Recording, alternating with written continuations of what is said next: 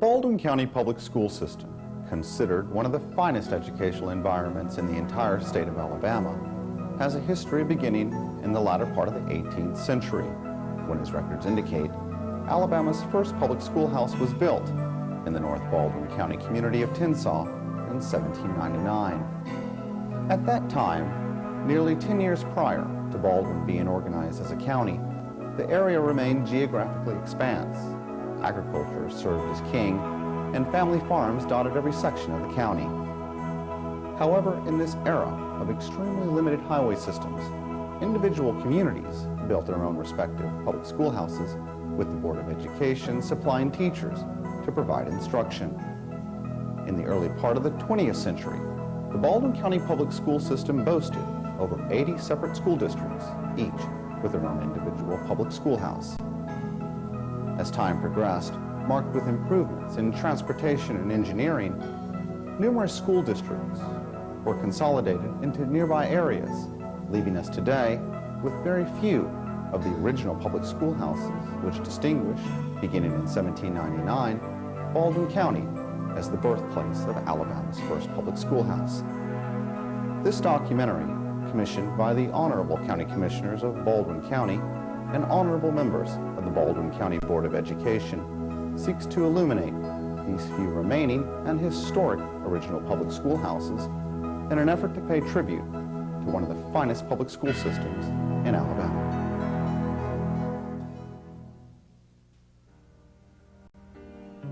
The old Daphne Junior High School, presently the premises of Daphne North Elementary School, remains one of the few remaining historic schoolhouses in Baldwin County, which imbues an architectural design reminiscent of those former schoolhouse construction standards set by the State Board of Education in the early 20th century.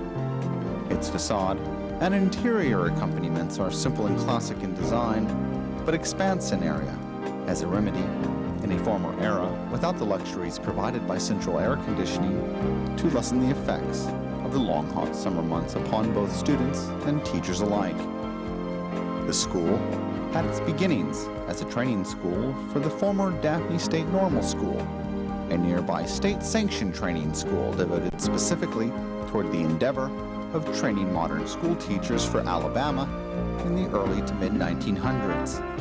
And as a training school, its premises were not considered part of the county's public school system, as the Baldwin County Board of Education only furnished the training school its teachers. However, as time progressed, coupled with the closure by the state of the Daphne State Normal School, the contract for construction of the old Daphne Junior High School was finally let. At its grand opening in the mid-20th century, the old Daphne Junior High School was recognized as one of the most modern buildings of its time. After Daphne Normal was closed, there was a sum of money that had been gathered down there in that community. I don't remember how much it was, but it was several thousands of dollars. And it was in Montgomery and earmarked for the use of Daphne Normal, but it was never spent there. And after the school had been closed, the state, rather in the same manner that they compensated the community for the loss of the courthouse, they compensated them for the loss of its successor, the normal school, by building them the most modern junior high school that Baldwin County had ever seen. That school was as far ahead in construction as this particular office I'm sitting in is ahead of the office that I occupied here with the Board of Education. It was a giant step forward. The floors were beautiful pine quarter sawed and finished with varnish. No Corvus oil ever saw the floor of Daphne Junior High School. When it was time to refinish, it was sanded and revarnished. Large auditorium. the very best wooden desks that American Seating Company produced were used for that particular school.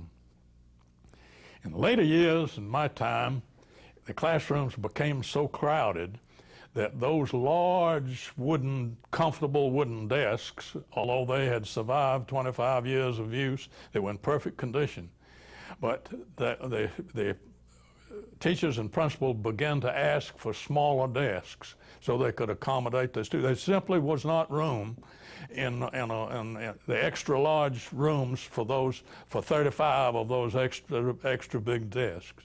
We took them out and put them in storage and gradually issued them to other schools as they could use them.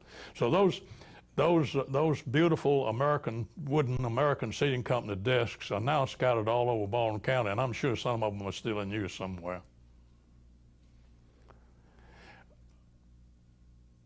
A modern PA system, unheard of in those days, was installed in Daphne Junior High School. A new IBM clock system that corrected the time from the main office with a clock in every classroom was installed, state of the art. We held all of our teachers' meetings at Daphne Junior High School because it had the facility to hold all the teachers at one time. It bumped Robertsdale High School auditorium for a place to meet teachers because it had the new modern facility and a stage. And Aubrey McVeigh, who had taught in that cramped jail facility, was chosen as the principal of the new junior high school. And he took care of that building as you would not believe. So Daphne was a fun place to grow up. I grew up, I went to Daphne Junior High School. It was a school that went from the first grade to the 9th grade. And the year Miss Carter got me, I was in the 5th grade. And she told my mother, she said, Joan has a lot of possibilities, but she has 149 names to walk off. I walked every noon, every recess, every afternoon, and when I got out of the 5th grade, I still had 149 names to walk off. So I got the names because I talked all the time. And Miss Herman was my 2nd grade teacher, and she was my 1st grade teacher.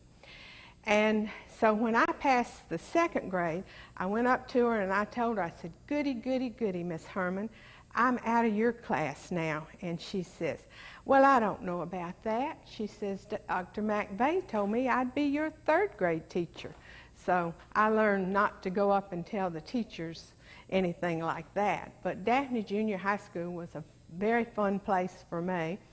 While I was there in the 9th grade, we wrote, with 3 other girls, we wrote a play, and it was called You Can't Stop That Rockin' and Rollin'. And about that time, Reverend Murphy came to town, and he wanted us all to take a pledge to not dance anymore. Well, I couldn't take a pledge because I knew I couldn't do that. So we invited everybody to school, and we had produced the play. And the play was much like Grease. And we had a school teacher who was horrified that we were all up on the stage doing a sock hop. So I guess that was my first experience with producing a play in the 9th grade. And Professor Jackson Gay, he came over to me and he said, I thought you could do better than that. I thought you were going to be Kate Smith and sing God Bless America. And all you little hoodlums up there on the stage. So that's just a little glimpse at how Daphne was. And we all lived for the May Day celebrations to come in May. And the classrooms would run their queens, and then we'd put the jars out at Trowns, and everybody would collect their pennies and quarters to get to run for the May Day Queen. And after 1945, May Day, there was over 5,000 people who were here celebrating May Day. They came from all over the county, Mobile, and it was the most prestigious event. It was sort of like the Mardi Gras, and we celebrated the May Day up until the late or early 70s, when people kind of lost interest and we had television and stuff like that. But Daphne has always had its wonderful schools. Judge Hall started a school where the Catholic school is today. And Iffy Dreyer, she had a school where the old Howard Hotel was. And they had a school out on Randall Avenue where the young kids would come and go to school. And my daddy always said that he and his brothers went there to the school, and one time the boys from Daphne had beat them up.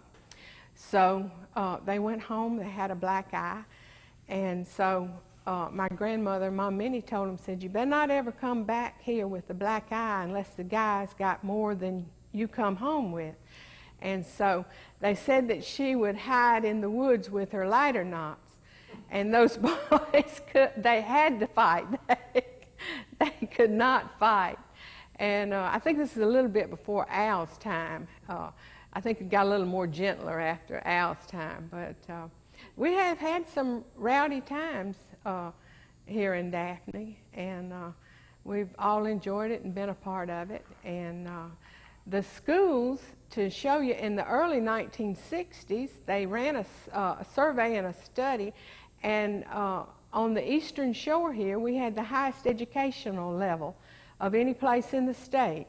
And we would like to think that it was because of the start with the old normal school, because almost all those people went on and became lawyers and judges and things like that. So we've had a good exposure here in Daphne, and it's been a wonderful place to live. And I'm probably the only person in the world who gets to run around town causing trouble all the time. One time I told my grandmother, I said, there's some of my relatives I don't want to claim kin to. And she said, well, honey, she said, you can't do anything about your relatives, but let's hope you pick better friends. So that's what I tried to do when I was going to school. And my daddy said, pick the really smart kids and hang around those.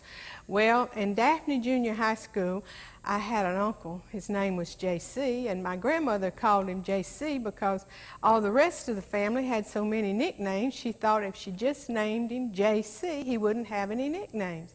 Well, he had more nicknames than anybody. And he was a little bit slow in school, and there was Newber and there was Jerry, and they all hung around, and they couldn't do anything with them. And so the state of Alabama, you had to be 16 before you could quit going to school. And so Mr. McVeigh, who was the principal at that time, had taken them, and they were helping the janitor out. So they ran on ahead of the janitor, went into the boiler room, and they turned all the knobs on the boiler room, and the janitor got there just before the school was getting ready to blow up. So Mr. McVeigh called my grandmother and told her, said, you just cannot send J.C. back to school anymore. He just won't work at doing anything. So my grandmother says, but he's got to be there till he's 16 years old. He said, but you just don't understand, Miss Burnett.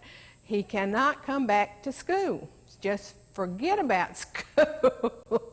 So that was the end of J.C.'s schooling. So my daddy got J.C. a job as a caddy at the Grand Hotel, and he loved that job.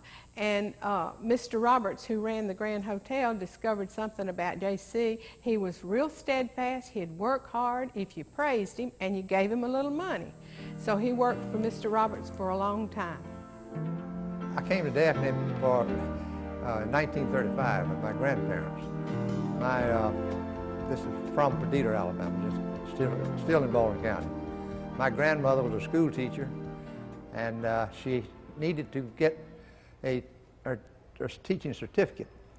And we moved to Daphne. I was living with my grandparents, my sister and I, in 1935, and she came to get her teaching certificate, and that's when I started school in Daphne. And I was in the 4th grade and went to school, and the 4th grade was in the old jail down where the normal school was. And some things to remember about the old jail or that facility down there was heavy rains, water would flow through the building on the 1st floor. Some of us were on the 2nd floor, and it wasn't too bad. Another thing I remember about it was the water system. They had their own water system, had a single engine gasoline pump, motor to drive a pump to fill the water tank. This water tank was on a wood frame, wood tower.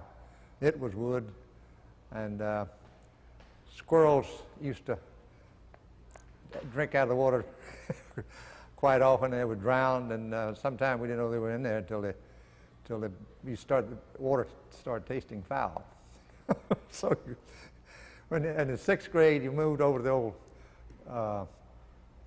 county courthouse, which is the normal school at that time. And the building was a little bit better, but that was condemned, and I don't know what year, but the year it was condemned, we went to school, attended classes in the Woodman Hall and some of the churches. And the following year, we attended in Lowell House up here. In the following year they completed this building, this new school, and I was in 8th grade at that time. I believe, if I remember right, when we first moved up here, it was the same way it was before. Daphne only went through eight grades, and the first class that was in here went to Fairhope after the 8th grade, and my class was the first one, I believe, if my memory is correct, to finish the 9th grade here. And what I remember about this place, Mr. McVeigh was both the principal and the basketball coach, like other schools. And but this school had a speaker system. A two-way communication system. Mr. Mack could sit in his office in here and monitor any classroom in the school, and he could also talk to you. And I remember he was also hooked up to a radio. And I remember one year he let us listen to part of a World Series. And I believe we might have heard one of Mr. Roosevelt's fireside talks, a replay of it. But these are the things that I remember about the school. And one thing that we were hoping when they built this school, like some other schools in the county, they put the basketball court in the auditorium. And Mr. Mack was looking forward to that. We had a court, a dirt court. But after they saw that nice new auditorium, they said, well, we're not going to mess it up. So we still didn't get a basketball court inside. But this was quite an event moving into a brand new building like this after the 2 years before, or 3 years, at the old jailhouse and the Woodman Hall and a home, and then moving into something like this. It was quite an event. And we didn't dare mark on the walls. We were too proud of it. I visited here a few years ago, and I was amazed at the graffiti on the walls in the school here. It looks good now compared to what it did then.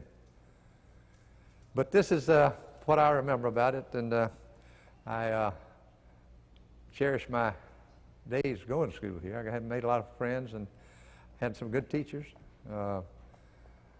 That I probably learned as much from my 8th and 9th grade teachers as I did the 7 years before that. I guess I'd learned how to study more, and I learned how to read a little bit. I've learned, this is where I learned to study. And it gave me a good basis for going on to college and graduating from the University of Alabama. But the basic, you know, you have to learn how to study, and you have to learn if you've been to college, you have to learn how to study for each teacher. And we had a teacher here, Mary Griscoe, that was not no nonsense. I mean, this is not to say she didn't have a sense of humor, but if she gave you an assignment, you didn't want to come back the next day and tell her you hadn't completed it, because she would make you feel about this tall in front of the whole class. It wouldn't be, she wouldn't call you a dummy or anything, but just she'd try to make you feel bad by not doing what you should have done or could have done.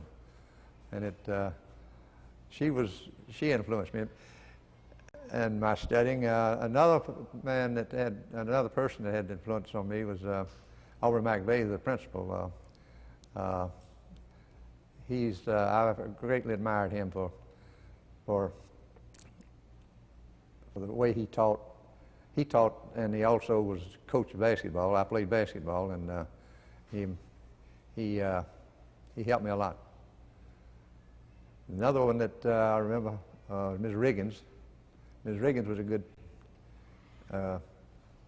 good teacher, and Ms. Pickens another one. Those I remember. I had some others, but those I remember.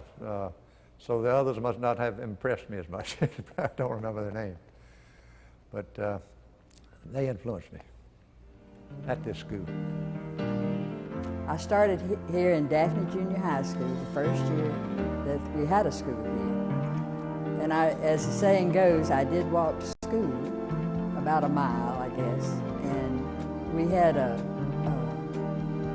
good school, and we had very good teachers. And I remember some of them. I remember Mrs. McVeigh, who was the principal's wife.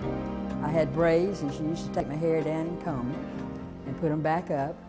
And we had other teachers that I can remember from first grade on. And we had PE and the normal things it had, but Daphne Junior High School was a school, as I said, this building was the very first one that we had that would go first through the 9th grade. I can remember that the principal, Mr. McVeigh, lived down the street from me, and that I would ride to school with him, and I didn't like that because who wants to ride to school with the principal? And I would get out of the car, and all the other students would look at me, but he was a very good man, a very good principal. I remember talking in class when I was in Miss Hurley's room, and with Leonard Garisco, so our punishment was to walk in the schoolyard, and we would walk together, but we would pass each other, and we would carry on a conversation every time we passed. So our punishment wasn't too lasting. I can remember going, as I said, walking back and forth to school, and making friends here who I still have some friends that I made in this very school. I remember getting in trouble one time. There had been a fight on the way home from school, not me. Some boys were fighting, so the next day Mr. McVeigh called us in this room over here in the office. Well, he didn't call me in, he called my best friend in and asked her all kind of questions. She came out the door, and I said, "Esther, what happened?" I got called in the office for asking her. He said it was none of my business. So that's the one time I remember that I got in trouble, other than the time that I walked with Leonard Garisco for talking, and we kept talking as we walked. From our school, we would have students go to Daphne May Day, which was a big part of Daphne. It was a big celebration. But from Daphne Junior High School, we would send students. I believe it was probably either the 2nd and 3rd grade or 3rd and 4th grade. And I danced in the maypole at least twice, the maypole dance, and that was a dance that you had the pole in the middle, and you had streamers coming down, and you would dance, and you would go in between each other, and you would eventually have the whole pole wrapped with the streamers. I was also in some of the May Day courts, but that was in later years. But that was a big part of Daphne Junior High School's activities. We were in May Day. May Day was a big thing in Daphne. We had politicians that would come and speak, and it was a very big affair. After they condemned the school at the old courthouse and jailhouse, we were then sent to the Baptist church in Daphne for school, Woodman Hall in Daphne, and also a large house close to this school here. And then they finally did complete the school, and I was here in my 8th and 9th grade. I graduated in May of 1941 from Daphne, and then I went on to Fairhope. But the two teachers that I remember most while I was here was Mary Garisco, who was a local resident. She taught us English, and she was, I think, in all of my school, was the best teacher that I ever had. And Mr. McVeigh, who was the principal at Daphne, taught us math and science. And that's about all I remember. I know at one time we did do some school plays, and I was, I think, an old maid in one of the plays, and I have a picture at home of my old maid dress. School in Belfast for the first 6 years, and I came to Daphne, and I went down to school at the jailhouse and where the old courthouse was. And we moved around that year. We went to the Baptist church, we went to the Woodman Hall, and we came to the Thompson house. And then when I was in the 8th grade, they finished the school here, and we came to this school. And I finished the 9th grade here, and then I went to Fairhope. When we got to the new school, we thought we were in heaven because it was such a wonderful place. It had indoor plumbing and had running water, and didn't have air conditioning, but the school rooms were all so beautiful. We just thought we were really something. And we had some very good teachers here at that time. And I was here till the 9th grade, then I went to Fairhope. We had a graduation ceremony when we were in the 9th grade. I lived out in the country, and we had the school bus would come around to pick us up. We'd all meet up on the corner of the road to get on the bus. And the bus driver would, when he'd start, he'd say, "Everybody grab their rocking chair arm, because we're going to be going." And he would stop the bus every now and then because some of the boys would be fussing and get in a fight or something. And he'd make them get off the bus, and he'd fuss at them, and then he'd let them get back home. Yeah, well, when we started school, when I came into Daphne, I had started the old normal school down there with the old jailhouse, Daphne jailhouse. It used to be the courthouse back years ago. And then we moved from there up to the Woodman Hall in Daphne.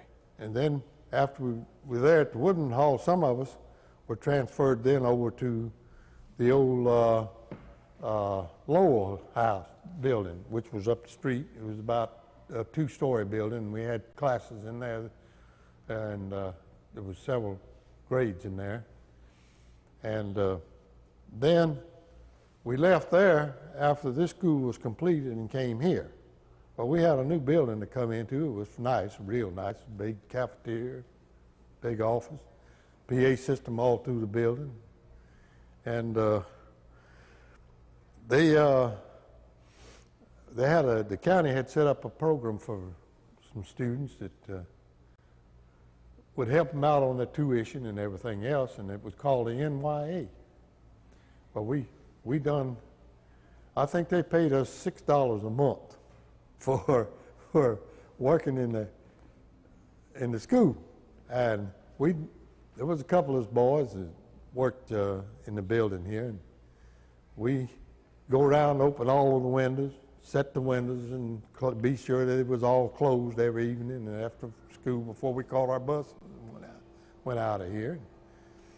And sometimes we'd have to sweep the floors, the hall. We had to keep the hall swept and stuff like that. We helped the janitors, really, is what it was. And we done odd jobs around the school when we was called on. A couple of us, 2 or 3 of us. I was still working with the NYA when I graduated from here at school in 1942. And my wife and I, we went to school together. We were in the same class. And in fact, I knew her from a little girl on up. We grew up together in the same community, Spanish Fort. And her dad was in business there. He had a little store and he run the school bus. He was one of the first school buses to run to Daphne, and from that area back in the early days. In fact, it might have been around 1930, 32 or 33. He started the bus route. We had a wooden bus body on a chassis of a truck that had the side curtains and everything that rolled out. And the bus body was made from an old colored gentleman down here in Daphne. And he made the body for the bus, which was really classic because it had side curtains and everything. His daughter, he done it for his kids so they could get them here at Daphne School. Before that, my wife started in Robertsdale. She was staying with her aunt out there because they didn't have no transportation from Spanish Fort to Daphne. So he went and got him a bus, made him a bus to haul the kids. And so a bunch of us kids started from Spanish Fort riding the school bus to here to Daphne.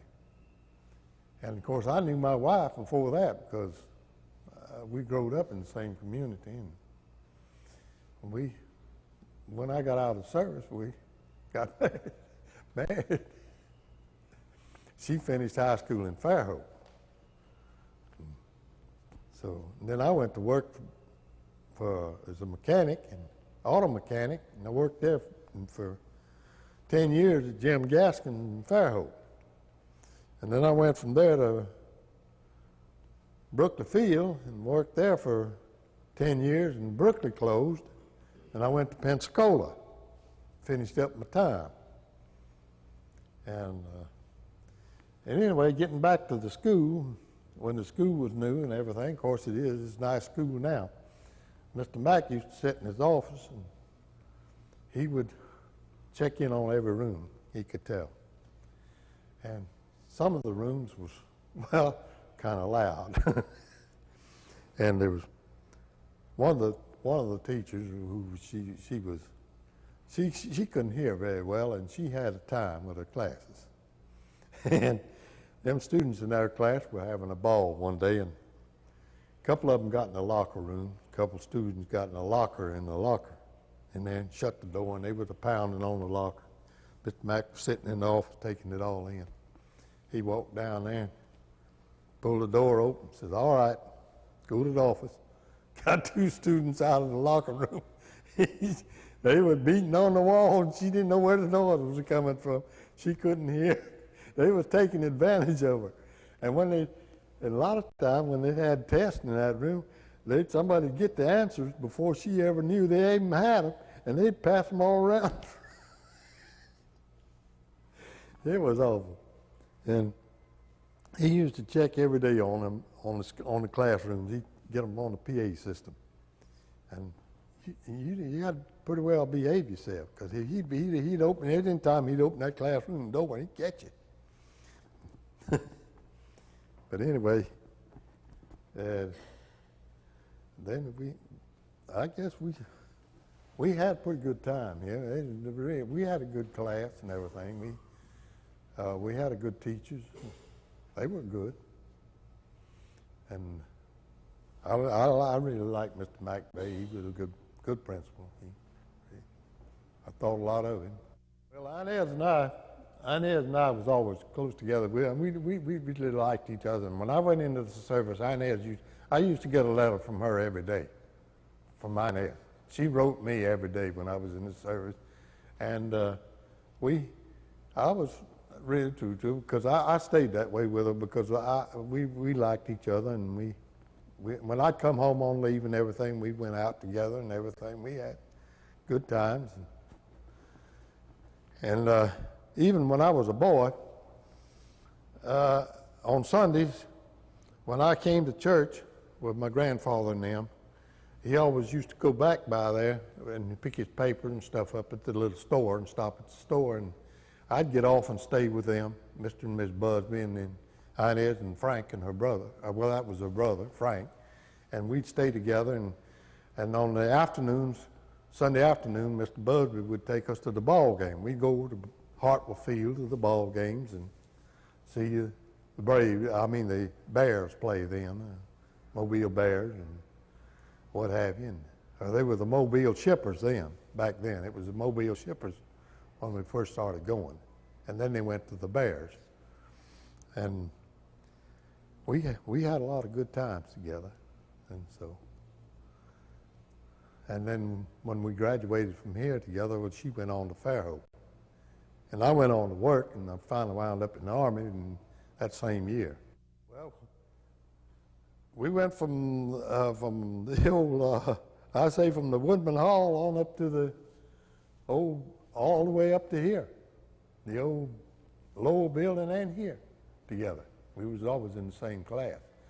Then when we got here, Miss Pickens, at that time, was Miss Pickens, and she taught us from the 7th grade all the way through, carried us all the way through the 9th.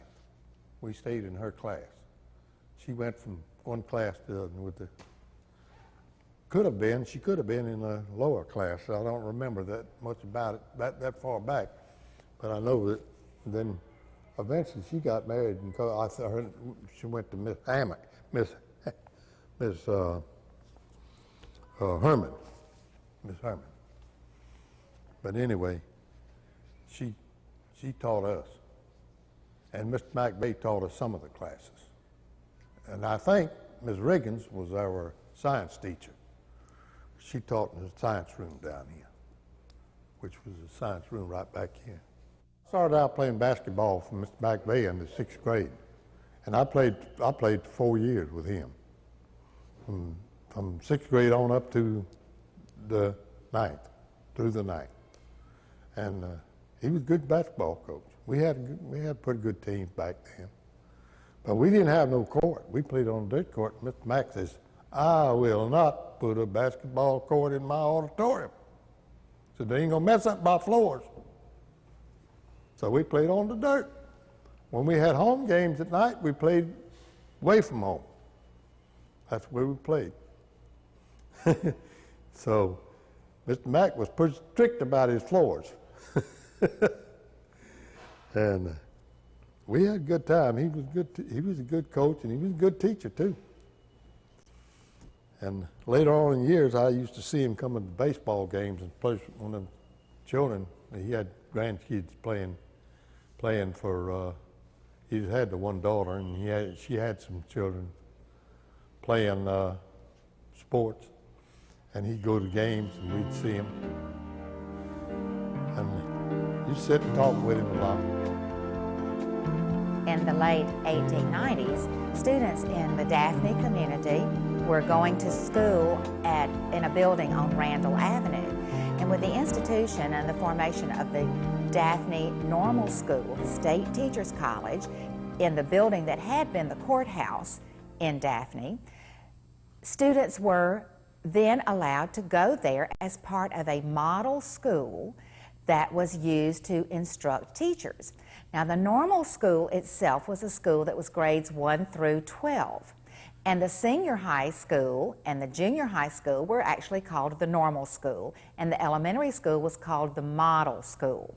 When students finished the senior high school, they could continue in what was called Normal 1 class and Normal 2 class, but students in the normal college, which was the state authorized teacher college for the area, would attend school from they had come here from many other areas and would attend school there, and part of the curriculum would include student teaching in the model school. The faculty for the normal school taught high school classes as well as the teachers who were in training. And teacher training in Alabama was authorized by the State Department of Education, and a 2-year normal school would provide enough education for a teacher who had satisfactorily completed that course of study to be certified as a teacher in the state of Alabama. If a teacher chose to go on to a 4-year institution and earn a bachelor's degree, the normal school in Daphne was actually a feeder school for Livingston, but those courses today, just like a community college, would transfer to a 4-year university.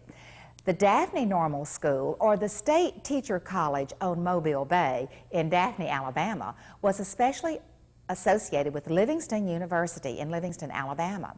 And upon the closing of the Daphne Normal Teachers College in Daphne, those records were transferred to Livingston University and are housed there today at the University of West Alabama in Livingston.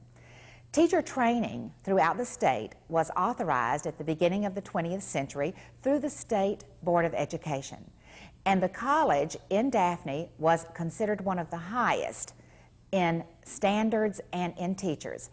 The reputation of teachers graduating with certification from Daphne Normal School have indeed proven to be some of the most outstanding educational leaders in the state, not only in Baldwin County, but in the state and nationally. Many of them did go on to state and national jobs.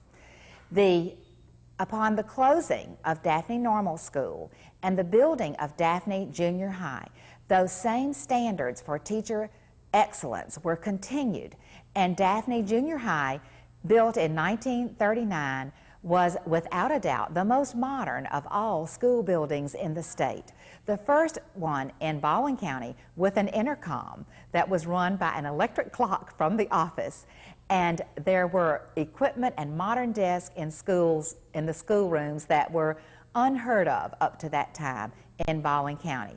So the excellence in education in Daphne is indeed one of those that's part of the rich heritage of Baldwin County. According to an Alabama State Board of Education publication entitled An Administrator's Handbook of School Transportation, school transportation apparently began in Alabama in 1912 when a Mr. Ben L. Tew arranged to close a one-room school he was teaching and to transport himself and the school children under his care by wagon to join the faculty and student body of a school known as the Ward School of Ward, Alabama, and that's in Sumter County. By 1915, the Alabama legislature had passed a law permitting boards of education to consolidate schools and use tax funds to transport those public school students, just as had Mr. Tew done on his own some 3 years earlier.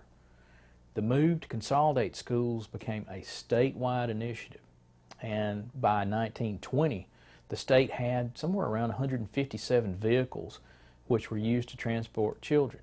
Now, when we think of school children and transportation, we think of the familiar yellow passenger buses that travel the city and county roads throughout the school year. And this has not always been the case.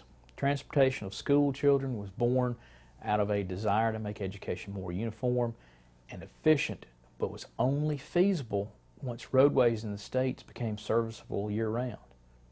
Most early country roadways were dirt or at best gravel, which became quagmires during the wet winter months and were just virtually untravelable. And the earliest buses weren't really buses at all. Certainly they had to meet state standards eventually, but the earliest modes of transport were made up of what local residents could cobble together. As a result, there was a wide assortment of vehicles assigned to carry children to and from school. Many weren't even vehicles as we know them today. Of the state's 157 vehicles on the road in 1920, 123 were motorized while 34 remained horse-drawn. To increase the safety and efficiency of the Alabama Department of Education in the 1930s began prescribing construction standards for school buses. And pretty soon the state began to specify the details of construction and ownership of school transportation. For example, an Education Department publication published in the 1930s called Consolidation of Schools and Transportation of Pupils stated that transportation vehicles may be owned by the county or could be owned by the school district or even private parties that held contracts to transport pupils. So they had a direct connection with the individual or the company or the school system that was transporting the students. And that way they had control over the vehicle and how they were transported. In order to take into consideration the state of advance for every region, the Department of Education also maintained that the county or school district could own the wagon bodies built for use on an ordinary 2-horse farm wagon, many of which were being converted to carry students to and from schools. One time I told my grandmother, I said, there's some of my relatives I don't want to claim kin to. And she said, well, honey, she said, you can't do anything about your relatives, but let's hope you pick better friends. So that's what I tried to do when I was going to school. And my daddy said, pick the really smart kids and hang around those. Well, in Daphne Junior High School, I had an uncle. His name was J.C., and my grandmother called him J.C. because all the rest of the family had so many nicknames. She thought if she just named him J.C., he wouldn't have any nicknames. Well, he had more nicknames than anybody. And he was a little bit slow in school, and there was Newber and there was Jerry, and they all hung around. And they couldn't do anything with them. And so the state of Alabama, you had to be 16 before you could quit going to school. And so Mr. McVeigh, who was the principal at that time, had taken them and they were helping the janitor out. So they ran on ahead of the janitor, went into the boiler room, and they turned all the knobs on the boiler room, and the janitor got there just before the school was getting ready to blow up. So Mr. McVeigh called my grandmother and told her, said, you just cannot send J.C. back to school anymore. He just won't work at doing anything. So my grandmother says, but he's got to be there till he's 16 years old. He said, but you just don't understand, Miss Burnett. He cannot come back to school. Just forget about school. So that was the end of J.C.'s schooling. So my daddy got J.C. a job as a caddy at the Grand Hotel, and he loved that job. And Mr. Roberts, who ran the Grand Hotel, discovered something about J.C. He was real steadfast. He'd work hard if you praised him and you gave him a little money. So he worked for Mr. Roberts for a long time. My grandfather told me a lot of old Indian tales, and of course when I'd go to school at Daphne School, that would be one of the reasons that I'd have to do all the walking, was because I did all the talking and telling all the old tales. So he told me about Princess Katie Ann, who was his great-grandmother, and she was the granddaughter of Chief Minowa. And he was living with her, and she was teaching him how to become a chief on his own. And she had made him a chief, and they went in the woods and they would find wild mushrooms and they'd find wild herbs and things, and she would take them and put them on her wagon, and then she'd go sell them. So there were some mean people in the area who would, after they had collected their money, they would come and rob them. And they knocked Miss Katie over the head one time, and they took all of her money. And they did this several times. So she said she was getting tired of that. She was going to take care of it the next time. Well, Princess Katie carried a rattlesnake in her little pouch on the side of her belt there. And so when the guy knocked her in the head, she let the rattlesnake out, and it bit the guy, and he died. So the other guy went on in and told the judge that Princess Katie had committed murder. So they were going to try Princess Katie. So when they come to court, everybody was in the court, and Princess Katie just opened up her pouch, threw the rattlesnake out, and everybody disappeared from the courtroom because she created such a chaos. So the judge dismissed the trial, and he told him, he said, we'll come back in a week or two and we'll have the trial. So it was a week or two, and they were in the trial, and the judge said, Miss Katie, come up here to this, up here, let me talk to you for a while. And he said, Miss Katie, he says, do you have that rattlesnake with you? And she said, yes, Judge, I do. I'm never without it. And he knocked on the judge's podium, and he said, case dismissed. That was an act of God all along.